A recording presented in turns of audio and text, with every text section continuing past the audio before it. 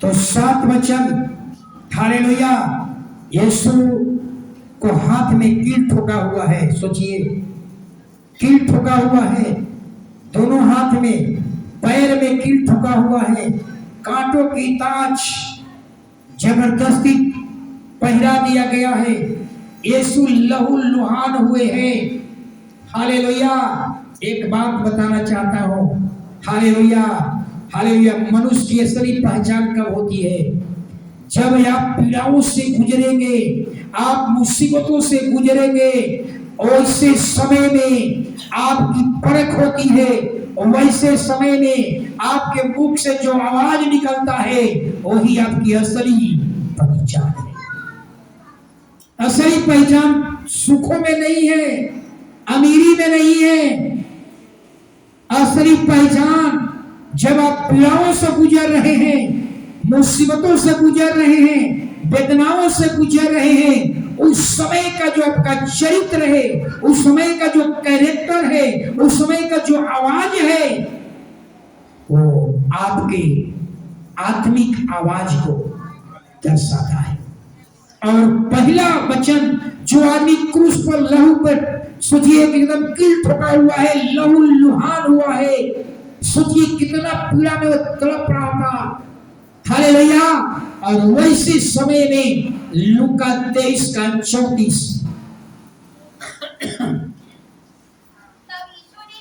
तब यीशु ने कहा, हे पिता, इन्हें क्षमा कर, ये नहीं जानते कि हम क्या कर रहे हैं। बताइए, हालेलुया।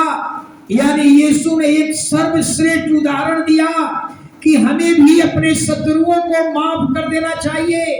जो व्यक्ति ने क्रूस पर उन्हें कील ठोका, सोचिए, जिन दुश्मनों ने उन्हें कील ठोका, यीशु कहते हैं कि हे पिता, आत्मा की आवाज, नम्रता पूर्वक आवाज, आत्मिक आवाज, हे पिता, इन्हें माफ कर दे।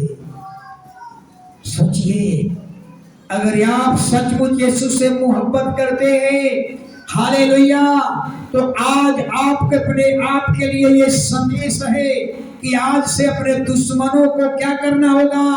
माफ कर दीजिए। हालेलुया। पिछले दिनों में बताया था, क्षमा न करना और क्षमा न मांगना, ये दोनों कैसा दिखता है? कुआं है लेकिन पानी नहीं, कोई काम का नहीं है कुआं। जो व्यक्ति में क्षमा नहीं है, सोचिए, हालेलुया, वो व्यक्ति कोई काम का मसीही जीवन में नहीं है। हालेलुया। यानी कहने का मतलब, आज समाज में जिस तरह से पैर भाव भरा हुआ है, ऊंच नीच का भेदभाव भरा हुआ है, आपसी दुश्मनी बना हुआ है, अगर हम अपने दुश्मनों को, हम अपने पड़ोसियों को माफ अगर कर दे, सोच लीजिए, हर व्यक्ति अपने दुश्मनों को माफ कर दे, तो एक नया समाज का निर्माण किया जा सकता है। एक ऐसा समाज जो पैर भाव भरे हुए हैं, सारा पैर भाव सब क्या हो जाएगा? मिट जाएगा। हालेलुया।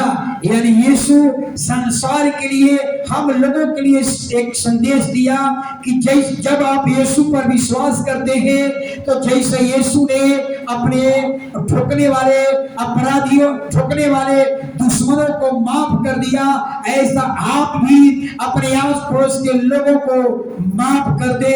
ये सुनने वाला बच्चा नहीं है, ये पढ़ने वाला बच्चा नहीं है, ये वचन माफ करने वाला, माफ कर दीजिए सब अपने आसपास के लोगों को। देख लीजिए कैसे आपके मोहल्ला में प्रेम बढ़ जाएगा। हालेलुया। मोहब्बतें बढ़ जाएगी। हर परिवार से नहीं कहेंगे, अगर आप मोहब्बत करते हैं अपने अपने आसपास के लोगों को, जिसको नाराज किए हैं, आज क्षमा कर दे। ये आप नहीं, अपना मर्जी से नहीं होगा, अपनी ताकत से नहीं होगा, ये धन आपका रोकेगा, आपको बल रोकेगा, आपकी शक्ति रोकेगा, आपका जाति रोकेगा, आपका पद रोकेगा। हालेलुया। लेकिन जब पवित्र आत्मा आएगा, तो ये सब कुछ को पीछे करके आप क्या कर लेंगे? क्षमा कर देंगे।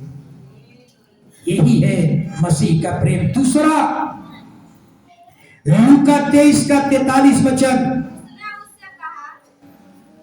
जोर से,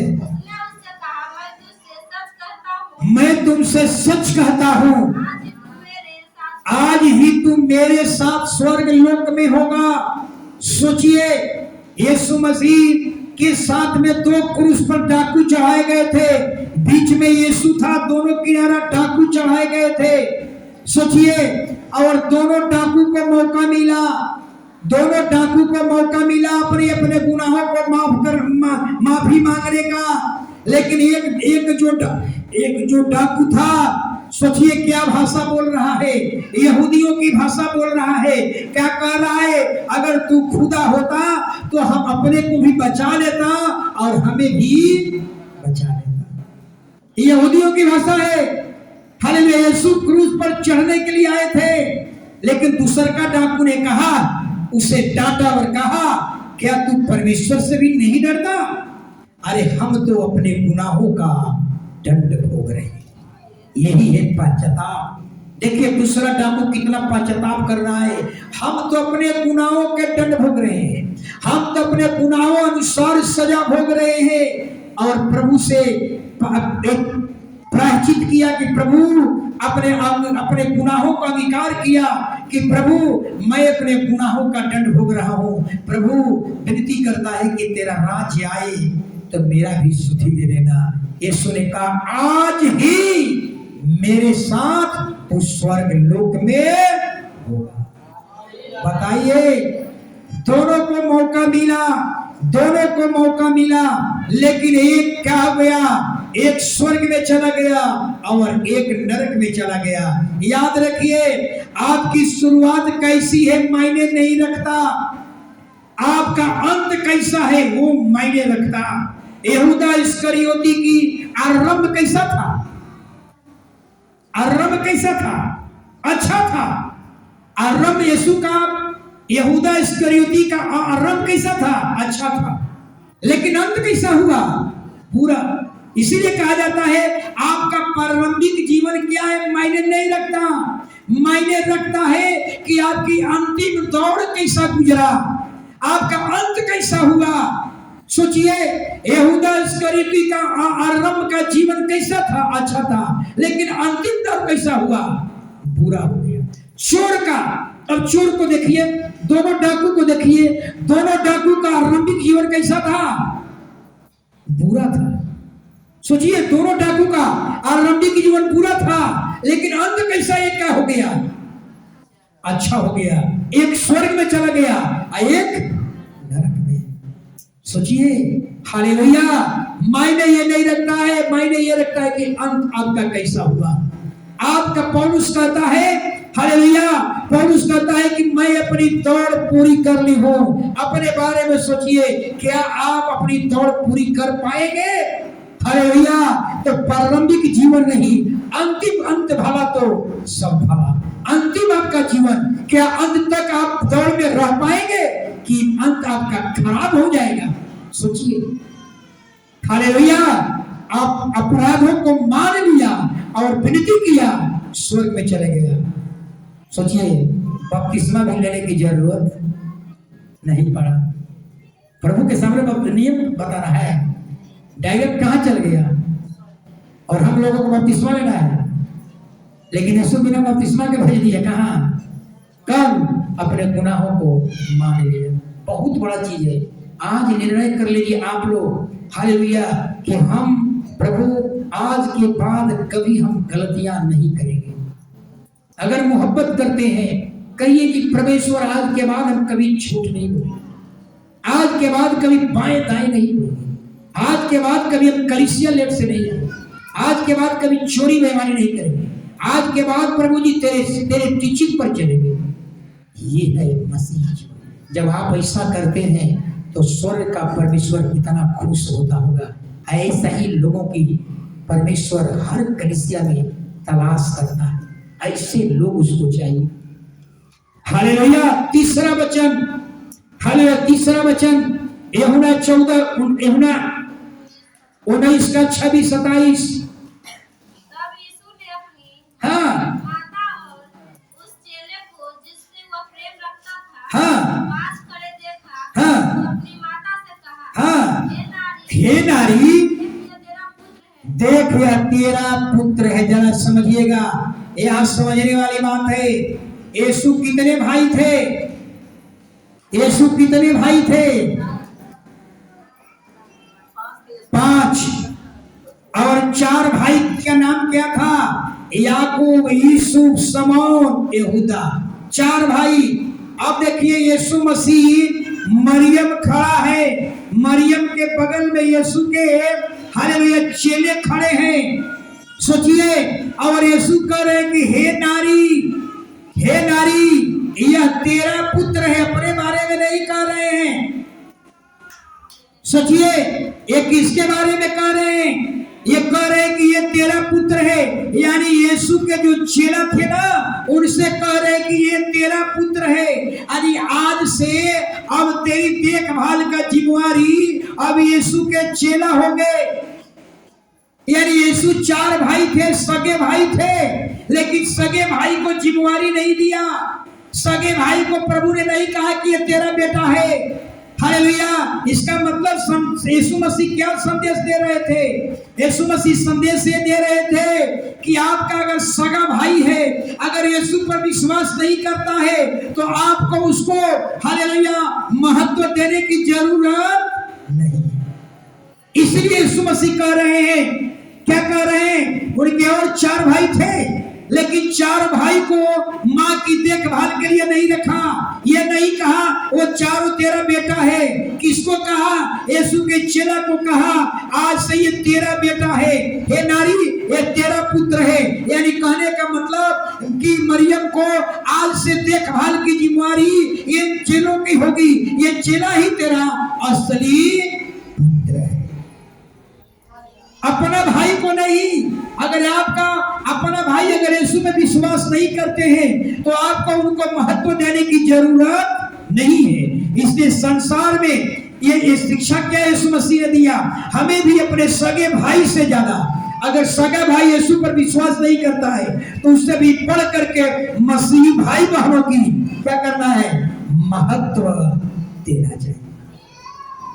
अपने सगा भाई, आपका सगा भाई, आपका सहोदर भाई अगर यीशु पर विश्वास नहीं करता है, तो याद रखिए, हालेलुया, आपको मसीही भाई बहन को महत्व जगा दीजिए। सगे भाई से बढ़कर मसीही भाई बहन, ये दुनिया में संदेश यीशु मसीह दिए। हालेलुया। और चौथा वचन, हालेलुया, मरकुस 15:34। मरकुस 15:34। देखिए, तीसरी पहर की सब आया, पढ़िए। मरकुस 15:34। तीसरे पहर यीशु ने बड़े शब्द से पुकार कर कहा, और आगे, हाँ हाँ, हे मेरे परमेश्वर, हे परमेश्वर, तूने मुझे क्यों छोड़ दिया? बताइए, यीशु मसीह चौथा वचन क्या कहे? हे मेरे परमेश्वर, हे मेरे परमेश्वर, तूने मुझे क्यों छोड़ दिया? आप याद रखिए, यीशु को अपने पूरे जीवन काल में सबसे कष्ट कब हुआ था? यहीं पर हुआ था।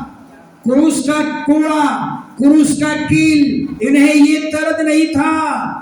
उन्हें दर्द पूरे अपने जीवन काल में सबसे पीड़ा कब हुई? क्योंकि परमेश्वर ने सारे पापों का बोझ यीशु पर लाद दिया, और पिता पाप को नहीं देख सकता, पिता ने मुंह को मोड़ लिया। हालेलुया। और वहीं पर जब पिता ने मुंह मोड़ लिया, यीशु जोर से चिल्ला उठे, हे मेरे परमेश्वर, हे मेरे परमेश्वर, तूने मुझे क्यों छोड़ दिया? अपने जीवन में सोचिए कि आप परमेश्वर प्रभु से कितने बार पाप करके अलग होते हैं। क्या आप कभी कहते हैं कि हे यीशु, मैं आपसे आज अलग हो गया? नहीं कह पाते हैं। लेकिन यहाँ यीशु अपने पाप से अलग हो रहा था, इसलिए जोर से चिल्ला उठा, हे मेरे पिता, हे मेरे परमेश्वर, तूने मुझे क्यों छोड़ दिया? आप कितना बार अपराध करते हैं, लेकिन कभी आपको अनुभव होता है कि हम अपने प्रभु यीशु से अलग हो रहे हैं? लेकिन यीशु पूरे अपने लाइफ काल में सबसे ज्यादा पीड़ा यहीं पर था, अपने पिता से अलगाव। हालेलुया। यानी एक और बात को याद रखिएगा, गतसमनी में यीशु को मदद करने के लिए स्वर्गदूत आया था, लेकिन क्रूस पर सामर्थ देने के लिए, संतावना देने के लिए कोई स्वर्गदूत परमेश्वर ने नहीं भेजा। हालेलुया। तो संसार के लिए एक शिक्षा है, आपके लिए एक शिक्षा है। यदि आप यीशु पर विश्वास करते हैं, हम बहुत बार पाप करते हैं, परमेश्वर से अलग हो जाते हैं, लेकिन अलगाव का अनुभव नहीं करते। हम झूठ बोलते हैं, प्रभु से अलग हो जाते हैं, लेकिन अलगाव का महसूस नहीं करते। हम चोरी करते हैं, हम बेईमानी करते हैं, गलत कार्य करते हैं, लेकिन अलगाव का, हालेलुया, परमेश्वर से अलगाव हो जाता है, हम इसका अनुभव नहीं करते। लेकिन आज से आपको अनुभव करना होगा। जो ही आप पाप करेंगे, अपने गुनाहों को अंगीकार करना हमें चाहिए, अनुभव होना चाहिए कि आज पाप करके हम प्रभु से क्या हो गए, अलग हो गए। हालेलुया। यीशु के पूरे जीवन काल में सबसे ज्यादा कष्ट यहीं पर हुआ था। क्रूस का दंड नहीं, कील का दंड नहीं तुम्हें पीड़ा दे रहा था, अपने पिता से अलगाव हो रहे थे। जैसे आपका मोबाइल है, मोबाइल अगर कनेक्ट रहेगा तो मोबाइल काम का है, और डिस्कनेक्ट हो जाएगा तो कोई काम का नहीं। ऐसा ही एक सच्चा मसीही वही है जो अपने पिता से हमेशा कनेक्ट रहे, लेकिन जो ही पाप करते हैं, झूठ बोलते हैं, गलत रास्ते में जाते हैं, नशा करते हैं, हम पाप से अलग हो जाते हैं। ये अनुभव होना चाहिए। अगर ये अनुभव होने लगे तो आप एक सच्चा मसीही बन जाएंगे। हालेलुया। तो संसार के लिए ही संदेश है, हालेलुया, कि हम जब भी अलग हो, हालेलुया, उस अलगाव को हम क्या करें, अनुभव करें। पांचवा, यूहन्ना 19:28।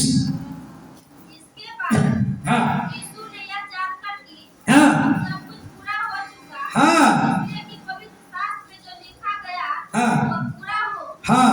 कहा, मैं प्यासा हूँ। देखिए पांचवा वचन, यीशु क्रूस पर तड़प रहे थे,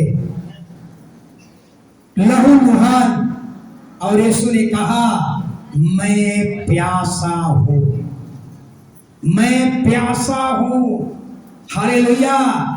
प्यासा हो का मतलब ये नहीं था कि हमें पानी चाहिए, लेकिन यीशु के वहां पर जितने सिपाही थे, सिरका से भरा हुआ स्पंज लेकर के उसके मुंह पर चटाया, लेकिन यीशु का संदेश ये था, हालेलुया, प्रभु ने कहा मैं प्यासा हूं। इसका मतलब क्या है, हालेलुया, यानी आपको संदेश दे रहे हैं कि आपको भी आत्मिक प्यास होनी चाहिए, आपको आत्मिक भूख होनी चाहिए।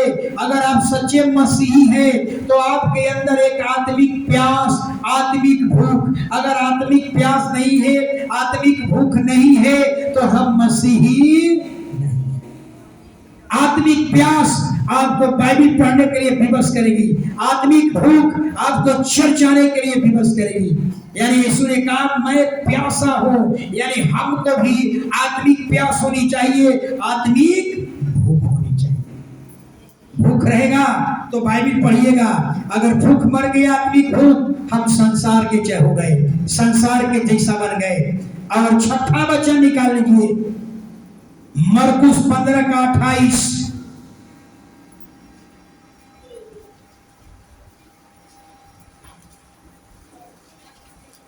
हालेलुया। पवित्र शास्त्र में लिखा हुआ अपराधियों के संग गिना गया है, पूरा हुआ। देखिए छठा वचन, यीशु ने क्या कहा, अपराधियों के संग गिना गया। यीशु का क्रूस कहाँ था, अपराधियों के संग था, दोनों ओर अपराधी लटके हुए थे। यानी यीशु कहते हैं कि पवित्र शास्त्र में जितनी बातें लिखी हुई है वो सब क्या हुआ, पूरा हुआ। यानी आपके लिए संदेश क्या है, यदि आप यीशु पर विश्वास करते हैं तो जैसे पवित्र शास्त्र की सारी बातें यीशु ने पूरा किया, ऐसा ही आपको भी हालेलुया पवित्र बाइबल की बात को पूरा करना, आपको भी पूरा करना होगा। हालेलुया, आप बच नहीं सकते। पौलुस लिखता है कि हम अपनी दौड़ पूरी कर चुके हैं। अपने बारे में सोचिए, क्या हम अपनी दौड़ पूरी कर पाएंगे कि बीच ही में हम लटक जाएंगे? सोचिए। हालेलुया, अगर यीशु कहते हैं पूरा हुआ, तो आपको भी सोचना होगा जो भी यीशु की आज्ञाएं है, हम भी उस आज्ञाओं को क्या करें? पूरा करें। और 7वां वचन, अंतिम वचन जरा सोचिए। हालेलुया, लूका 23 का 46 वचन, अंतिम वचन सोच लीजिएगा। तीसरे पहर का समय आ गया। तीसरे पहर यानी 3 बजे के आसपास में सोचिए। हालेलुया, यीशु 7वां वचन बोला, पढ़िए। और यीशु ने बड़े शब्द से पुकार कर कहा, हाँ, हे मेरे पिता, मैं अपनी आत्मा तेरे हाथ में सौंपता हूँ। हालेलुया, जब तक मैं प्राण छोड़ूं। सोचिए, अंत में यीशु ने 7वां वचन बोला, कहा कि हे मेरे पिता, मैं अपनी आत्मा तेरे हाथ में सौंपता हूं। पूरा दुनिया में अंधकार छा गया जब ही यीशु ने अपना प्राण दिया। सोचिए, पूरा दुनिया सूरज अंधकार में चला गया, पूरा दुनिया अंधकार हो गई। सोचिए, सूरज का प्रकाश बंद हो गया। बाइबल में लिखा हुआ है कि जो मंदिर में 2 भवन था, एक पवित्र भवन, एक परम पवित्र भवन। परम पवित्र भवन में साल में एक ही बार महायाजक जाता था, कटोरा में लहू लेकर जाता था। वहां पर्दा लगा हुआ था और पर्दा भी क्या हो गया?